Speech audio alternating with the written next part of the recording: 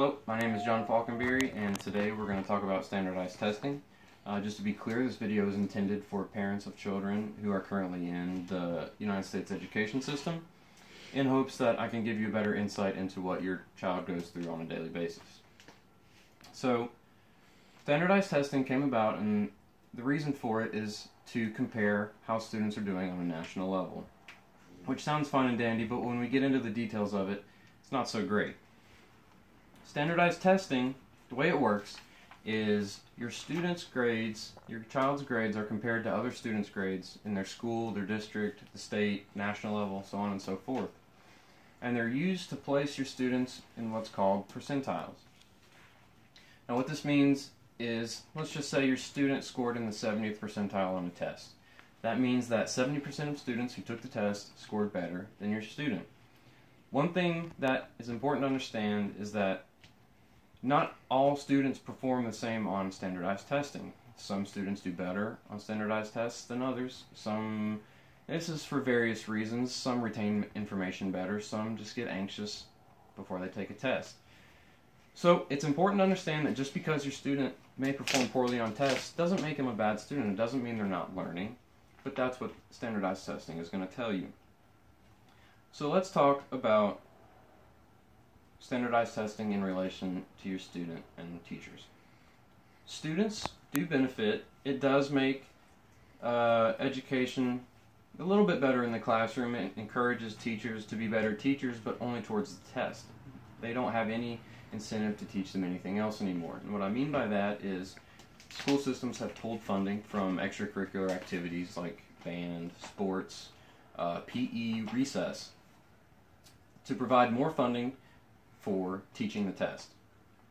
And what this is really doing is it's increasing anxiety from students to take tests, and they're no longer getting an outlet. They're not getting to go outside and let loose for a little bit. They're just strictly being taught and then tested on what they're taught. For teachers, it's a little bit more harmful because students' results from tests are used to assess their performance in the classroom. And this is problematic. It at first seems good, beneficial, but it's really problematic because there are a lot of factors that influence students' results on tests that teachers can't control. For instance, did they eat breakfast that day? Did they get enough sleep the night before? Did you and your significant other get in a fight that they heard and are now worried about? None of these things the teachers can control, but still influence the child's ability to take the test. Results from these tests are also used to allocate funding for schools doing better, or even close down schools that aren't performing as well on tests as others. And obviously, if you're in a school district that closes their school because they lose funding, that's problematic for you.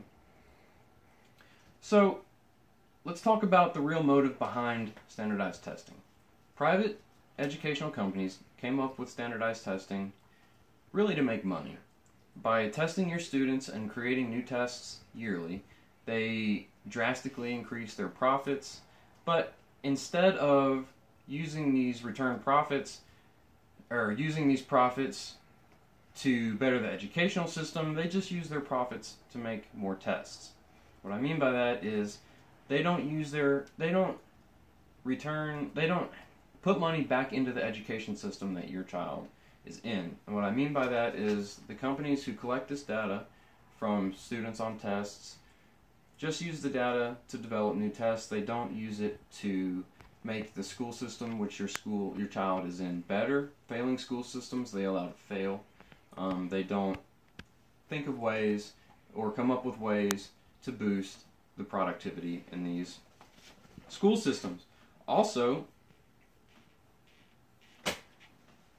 what they deem the intellectual level of your student that they fit them into after these tests or as a result of these tests is now the property of these corporations, which could be good, could be bad. I'm gonna leave that up to you. What's important to know is there's a movement out there that's growing and is very important of parents opting their children out of mandated tests. Now this is beneficial in multiple ways. It benefits the teacher because they're not affected on if your student didn't get enough sleep the night before and performed poorly on a test. It is beneficial also because your student can have alternate assignments assigned by you. So for instance, if you didn't want your child to learn about the Ottoman Empire the next day and be tested, which they're probably never going to use, you could send an assignment on how to write a check or change their oil. It's really up to you. But it's important to know that that is a thing. You can opt your children out of these mandated tests, reduce their anxiety and stress level a little bit on a daily basis, and hopefully they'll learn a bit more from it as far as real life experiences go.